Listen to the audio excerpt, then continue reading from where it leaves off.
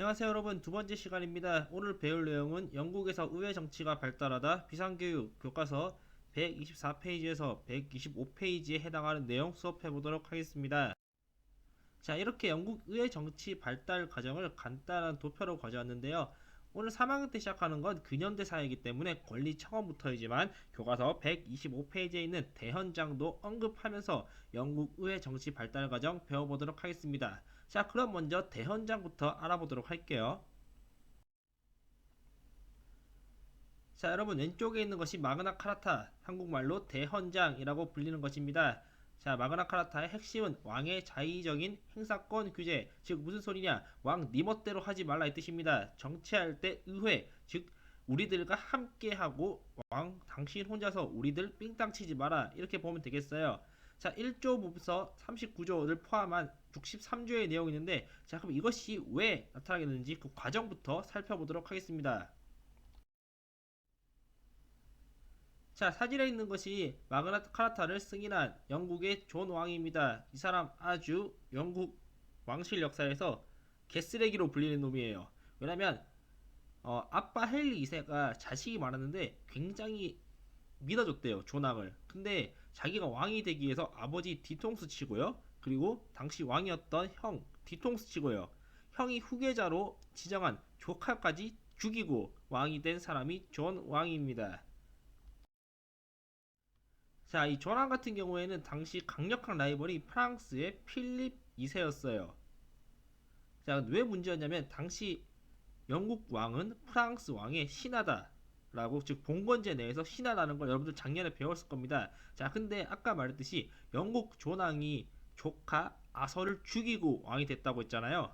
근데 이 아서를 보호해주고 있었던 게 당시 프랑스 왕이었던 필립 2세였습니다. 자, 이 필립 2세가 너 아서 어떻게 했어? 해명 좀 해볼래? 하니까 존왕이 그것을 거부하는 것이죠. 자, 이것은 봉건제 내에서 신하가 주군한테 명령을 거역한 거기 때문에 필립 2세는 이걸 근거로 프랑스 내에 있던 영국의 땅을 많이 뺏기로 결정합니다. 자, 왼쪽에 있던 것이 1800년도 1180년에 있던 지도, 오른쪽이 1223년에 있는 지도예요. 자, 읽어보니까 영어는 아닌 것 같고 프랑스어 같은데 선생님이 프랑스어를 잘 몰라서 정확하게 네 가지 색깔이 뭘 의미하는지는 모르겠습니다.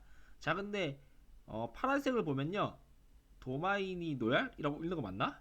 어쨌든 이거, 자, 1180년에 보면 파란색이 굉장히 작습니다. 근데 1223년을 보면 파란색이 굉장히 늘어난 것을 알 수 있죠. 반대로 1180년에 빨간색이 굉장히 많았는데 1223년에는 빨간색이 거의 없는 것을 볼 수 있습니다. 자, 파란색은 프랑스 왕, 즉 필립 2세가 직접 다스리던 땅을 의미하고요. 빨간색 땅은 영국의 땅입니다. 자, 보다시피 빨간색 땅을 거의 다 잃고 파란색 땅이 된 걸 알 수 있죠. 즉 존왕이 필립 2세에게 땅을 거의 다 뺏겼다라고 보면 되겠어요. 즉 저 빨간색 쪽이 가스콘인데, 여러분들 작년에 배운 백년 전쟁에 발달이 됐던 그 땅이 저 1223년 빨간색 부분이다라고 보면 되겠어요. 자, 어쨌든 이렇게 영국 조왕은 프랑스 필립 2세에게 땅을 많이 빼앗겼습니다. 오죽하면 별명이 실지왕, 땅을 잃은 왕 존이란 별명이 붙을 정도로 이때 처참하게 존왕은 발렸다라고 보면 되겠어요. 자, 이렇게 정치적, 군사적으로도 프랑스에게 밀려서 영국 귀족들에게 좀 미움받고 있었는데, 이때 교황과도 싸웁니다. 자, 작년에 본 사진이죠. 교황권이 최절정기에 있었던 이너켄티우스 3세와도 마찰이 생깁니다. 왜 마찰이 생겼냐면, 자, 캔터베리 대성당 문제로 싸우는 겁니다. 캔터베리 대성당이라고 해서 영국에서 꽤나 큰 권위를 차지하는 대성당인 것 같아요. 문학 작품에도 캔터베리 이야기 이런 것들로 통해서 들어봤을 겁니다. 자, 이때 캔터베리 대성당의 대주교 자리가 비었는데 영국의 존왕이 앉히고 싶어 했던 사람과 교황 이노켄티우스 3세가 앉히고 싶어 했던 사람이 달랐던 거예요. 자, 이렇게 되니까 당시 교황권의 최절정기에 있었던 이노켄티우스 3세는 영국 존왕을 파문하기에 이릅니다. 어쩔 수 없이 존왕은 무릎을 꿇을 수밖에 없었겠죠. 즉 프랑스 필립 2세에게도 졌던 존왕이 이노켄티우스 3세에게도 패배하게 됩니다. 이렇게 되니까 영국 내에서 귀족들이 뭐 이런 병신 같은 왕이 다 있어 라고 화내게 되겠죠. 더욱이 존왕 같은 경우에는 전쟁을 하면서 많은 돈이 필요했기 때문에 이 돈들을 귀족들에게 많이 수탈하면서 전쟁 비용을 충당했다고 합니다. 자, 이렇게 되자 영국은 내전 상황까지 몰렸는데요. 이때 귀족들이 어떻게 보면 조랑에게 기회를 줍니다. 대헌장을 가져가서 여기에다 사인하면 없던 일로 처리하겠다라고 하는 거죠. 당시 조랑 같은 경우에도 귀족들과의 내전에서 이게 승산이 없었기 때문에 대헌장에 승인하게 되는 겁니다. 자, 이런 내용들 말이죠. 왕의 자기적인 행사권 규제가 핵심인 대헌장. 자, 당시에만 보면 이 대헌장은 사실 봉건 귀족들의 특권을 지켜주는 것에 불과했다 합니다. 자, 그런데 민주주의가 발달할수록 이 대헌장의 문장들이 왕권을 규제하고 민주주의를 발달시키는 데 큰 역할을 했다라고 볼 수 있겠어요. 자, 60세계 중에서 3개만 가졌는데 1조 같은 경우에는 교회의 권위를 인정해 주는 거고요. 12조 같은 경우에는 왕 네 멋대로 세금 걷어가지 말라 이겁니다. 사실 세이봤을 때는 이 12조가 중심이 돼가지고 나중에 권리청원, 권리장전 이 핵심인 것까지 이어진 것 같아요. 왜냐면은 왕이 전쟁하려고 하다가 돈이 없으니까 귀족들한테 자의적으로 세금을 걷는데 귀족들이 대헌장에 있는 12조를 들면서 네 멋대로 세금 뜯어가지 말라 의회를 열어서 의회와 상의를 해라 이렇게 된 겁니다. 자, 왕 같은 경우는 이걸 싫어하면서 나중에 전쟁이 나고 그것이 혁명으로까지 이어졌던 거죠. 자, 39조 같은 경우를 보면은 이것 또한 왕 네 멋대로 그러니까 네 마음에 안 든다고 함부로 사람들 뚝까 패지 마라 가두지 마라 이렇게 볼 수 있겠습니다. 자, 대헌장 1215년에 일어났죠. 그리고 약 400년이 지났습니다. 물론 중간에 헨리 3세 때 시몬 몽포르 의회, 에드워드 1세 때 모범 의회, 그리고 에드워드 3세 때도 의회 권리를 보장하는 여러 가지가 있었지만은 자, 우리 중학교잖아요. 내용 너무 많다가는 머리 아픕니다. 적당히 이 정도만 하도록 해요. 물론 이 정도만 해도 선생님 생각에는 많은 것 같거든요. 자, 그러면 바로 청교도 혁명으로 넘어가 보도록 하겠습니다. 자, 먼저 그럼 청교도혁명과 관련된 제임스 1세와 찰스 1세부터 알아보도록 하겠습니다. 먼저 제임스 1세를 보면요. 제임스 1세는 잉글랜드 출신이 아니고 스코틀랜드 출신이다 라는 게 특징이에요. 자, 그러면 이 사람이 스튜어트 왕가인데 스튜어트 왕가의 계보들을 한번 보도록 할게요. 자, 저기 보이는 동그라미 위에 있는 메리 여왕이요. 여러분들이 알고 있는 엘리자베스 1세의 여형제입니다. 메리 여왕의 아들이 제임스 6세인데요. 자, 이 제임스 6세가 보다시피 이렇게 제임스 1세가 되는 겁니다. 왜냐면은 엘리자베스가 아들이 없었잖아요. 자식이 없었죠. 그래서 조카였던 제임스 1세에게 잉글랜드 왕위를 물려주기로 해요. 자, 이렇게 제임스 6세, 즉 스코틀랜드의 왕 제임스 6세는 잉글랜드의 왕이 돼서 제임스 1세가 되는 겁니다. 그리고 잉글랜드 내에서도 스튜어트 왕가가 시작되는 거죠. 자, 근데 문제는 뭐였냐면 이 사람이 스코틀랜드 출신이잖아요. 그러다 보니까 잉글랜드에 대해서 잘 모릅니다. 자, 여러분들 우리 지난 2학년 때 마지막으로 배운 개념 다시 한번 상기시켜 볼까요? 그리고 자, 그렇죠. 우리 마지막으로 절대 왕정과 그리고 그를 뒷받침하는 신앙인 사상인 왕권 신수설에 대해서 배워봤습니다.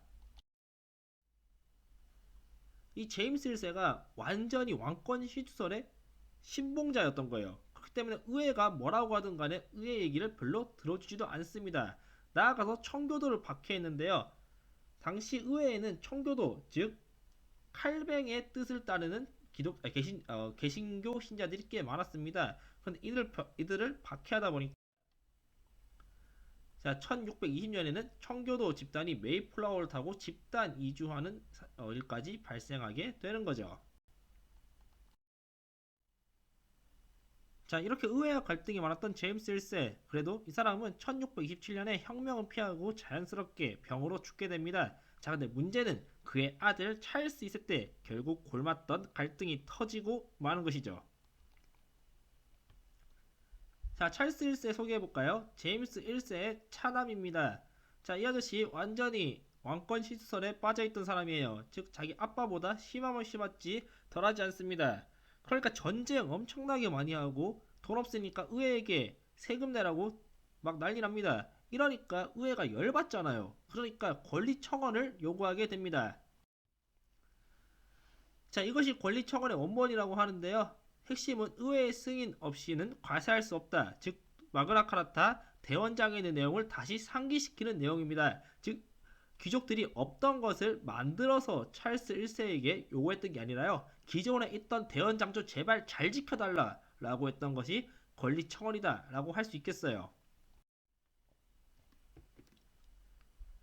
자, 권리청원을 찰스 1세가 승인한다고 했습니다. 당연히 왕권 시주서를 사랑하는 찰스 1세 싫었겠죠. 그런데 당시 찰스 1세가 돈을 너무 헤프게 쓴 나머지 귀족들의 재정이 필요했어요. 따라서 어느 정도 귀족들이 찰스 1세를 도와줘야지만 찰스 1세는 자신이 원하는 정치를 할 수 있었고 따라서 권리청원을 승인하게 되는 겁니다. 자, 그치만 우리의 찰스 1세 바로 의회 통수 처벌입니다. 의회가 이렇게 요구한 거 받아주자마자 1년 뒤인 1629년 의회를 해산시켜버리죠. 그리고 자기 멋대로 전쟁을 하게 됩니다. 그렇게 11년이 지났어요. 돈 많이 썼죠. 의회에서 안 되겠다 하니까 찰스 1세가 결국 귀족들의 지지를 얻기 위해서 또다시 의회를 소집합니다. 무려 11년 만에요. 자, 이때 당시에 단기 의회, 장기 이렇게 나뉘긴 하는데 이걸 다 넘어가고 의회가 생각한 거랑 찰스 1세가 생각한 게 너무 달랐어요. 그리고 의회 내에서도 의회를 지지하는 의회파와 찰스 1세를 지지하는 왕당파로 갈리게 됩니다. 즉 찰스 1세 왕당파, 크로멜의 의회파가 내전을 벌이게 되는 거죠. 잉글랜드 내전과 관련한 지도를 가져와 봤어요. 보다시피 의회파가 남쪽, 왕당파가 북쪽을 주로 차지하고 있는 걸 알 수 있죠. 아무래도 선생님 생각에는 이 찰스 1세가 스튜어트 왕조잖아요. 얘네가 고향이 즉 기반이 스코틀랜드였기 때문에 이렇게 북쪽의 왕당파가 좀 더 많은 것 같아요. 자, 어쨌든 이 전투를 치렀고 대표적인 전투 네이즈비 전투를 비롯해서 이 전쟁에서 결국 왕당파가 패배하고 우회파가 이기게 되고요. 자, 결과로 단두대에서 찰스 1세를 처형합니다. 즉 귀족들의 손에서 왕이 죽음을 당한 걸 알 수 있는 거죠. 이렇게 의회파의 승리로 끝나요. 자, 그러면은 왕이 없어졌단 말이잖아요. 그럼 이제 영국은 어떻게 될까요? 자, 보시다시피 영국 역사상 최초로 그리고 아마 지금까지도 최초일 거예요. 지금도 영국은 왕이 있고 입헌 군주국이죠. 셈이 알기로는 이때밖에 없던 걸로 알고 있습니다. 자, 영국이 공화정이 되는데요. 사실 말로만 공화정이지 대통령 우리나라도 옛날 대통령 독재 시절이 있었잖아요. 그것처럼 크롬이라는 사람이 호국경 나라를 지키는 경이다라고 해서 그런 직책에 취임하고요. 자기 혼자 독재를 마음껏 펼칩니다. 그리고 나라에서는 극도의 청교도주의라고 해서 종교 생활 해야 되고 금욕적인 생활 해야 돼요. 그거 안 지키면 단두대에 끌려가서 죽임을 당하는 거였었죠. 자, 그런데 1658년에 크로멜이 사망합니다. 즉 영국 공화정이 만들어진 찰스 1세가 처형당한 1649년에서 9년의 시간이 지나고요. 크로멜은 그냥 병 걸려서 죽었던 걸로 알고 있습니다. 그리고 이 호국경의 자리를 아들한테 물려줘요.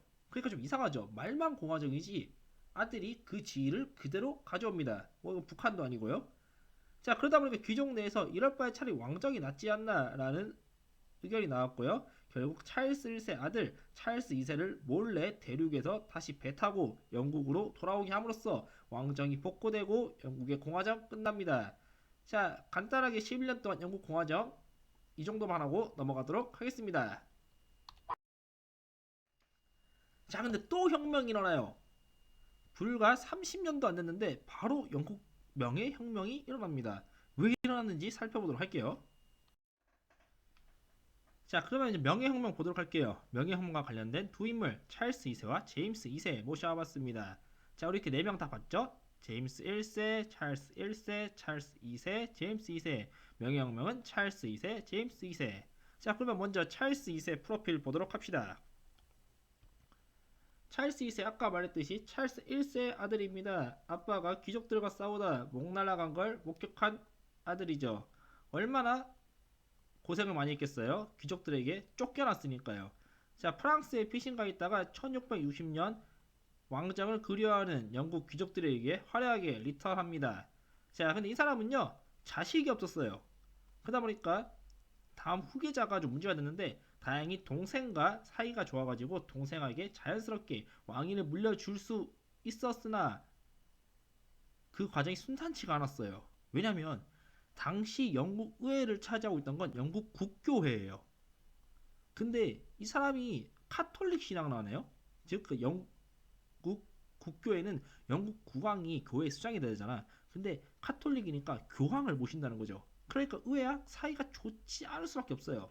자, 그래도 이 사람은요 어느 정도 의회와 타협을 합니다. 왜냐면은 아버지가 목 잘려 나가는 걸 봤을 거 아니에요. 그리고 다시 귀족과의 화합을 통해서 왕으로 리턴했기 때문에 이 사람은 꾸준히 어느 정도 의회와 생활을 많이 했다 해요. 그래서 특히 이 사람 때는 자기의 이 신앙심과 동생의 신앙심이 문제였지 큰 문제는 없었다고 합니다. 자, 근데 문제는 찰스 1세 다음 왕 제임스 다시 찰스 2세 다음 왕 제임스 2세 때 터지게 되는 것이죠.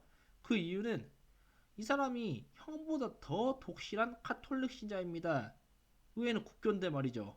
그 의회 말 듣지도 않고요. 당시 영국 의회가 국교회가 아니면은 주요 자리에 앉을 수 없다. 즉 공직에 앉을 수 없다라는 심사령 같은 걸 어, 통과시켰는데, 자, 제임스 2세가 이 심사령도 폐지시키고요. 그리고 관용법이라서 니들 믿고 싶은 종교 믿어라 이렇게 해버립니다. 자, 요즘 같은 경우에 보면은 되게 앞선 사람, 좋은 사람 아니야 할 수 있지만 당시에는 좀 달랐겠죠. 시대가 달랐으니까요. 자, 그런데 의회가 사실 가만히 있었어요. 왜냐면은 불과 30년도 전에 왕이 목 잘려나가는 유혈 사태가 일어난 전쟁을 해봤잖아. 의회 입장에서는 이게 얼마 지나지도 않았는데 또 이렇게 되면 안 된다고 생각했기 때문이에요. 더욱이 당시 제임스 2세도 나이가 거의 50 정도 됐기 때문에 어차피 제임스 2세의 딸이 네덜란드로 시집가서 그 사람들이 개신교니까 어차피 제임스 2세가 이대로만 죽으면, 즉 아들 없이 이대로만 죽으면 상관없지 않나 이렇게 생각했던 겁니다. 근데 문제가 이 아저씨가 50이 넘었는데 갑자기 아들을 낳았네? 이런 말이 달라지죠. 의회 입장에서는 이놈의 아들이 그대로 영국의 왕이 되면 영국은 교황의 허수아비가 되는, 즉 교황의 하인이 되는 다시 카톨릭으로 돌아갈 수밖에 없다라고 생각했기 때문에 제임스 2세를 쫓겨내기로 마음먹습니다. 그리고 대륙에 있던 네덜란드에 있던 딸 메리를 왕으로 추대하기로 하죠. 이때 딸 메리가 자신의 남편 윌리엄과 함께 공동 왕이 되겠다 해서 딸 메리와 윌리엄 3세를 영국 공동 왕으로 추대하게 되고요. 제임스 2세는 도망가게 되는 겁니다. 자, 우리는 이것을 피를 흘리지 않았다라고 해서 명예혁명이라 부르고요. 1년 뒤 권리장전을 메리와 윌리엄에게 요구하고 이것들을 승인함으로써 명예혁명 성공하게 되는 겁니다. 자, 권리장전의 주요 내용 교과서에 6가지 있는데 선생님 3가지만 가져왔는데요. 결국 핵심은 의회 동의 없이, 즉 왕 니 멋대로 법도 마음대로 해서 안 되고 세금도 마음대로 때려서 안 되고 군대도 마음대로 하지 마라 이 뜻입니다. 결국 스튜어트 왕조가 끝나고 하노버 왕조가 들어와서는요,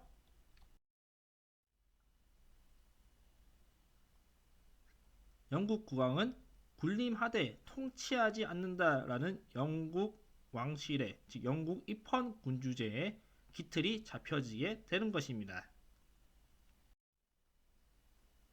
자, 이렇게 영국 의회 민주주의 역사를 살펴봤는데요. 자, 교과서 탐구 125페이지 자료 위에 있는 걸 보면요, 이렇게 정리할 수 있겠네요. 1215년 대원장을 필두로 해가지고 에드워드 1세 때 모범회의 그 청교동맹과 명령을 거쳐서 하노버 왕조에 이르러 완전히 입헌 구조제가 갖춰지고요. 그리고 18세기 초에 되면 의원 내각제까지 자리 잡아 민주주의의 기틀을 잡았다라고 했기 때문에 영국 혁명이 세계 3대 시민혁명 중에 첫 번째로 배우는 거다라고 할 수 있겠습니다. 자, 오늘 이렇게 영국 혁명에 대해서 알아봤고요. 다음 시간에는 미국 혁명, 즉 미국 독립혁명이 일어나서 민주공화국이 어떻게 만들어지는지 알아보도록 하겠습니다. 자, 수고했습니다, 여러분.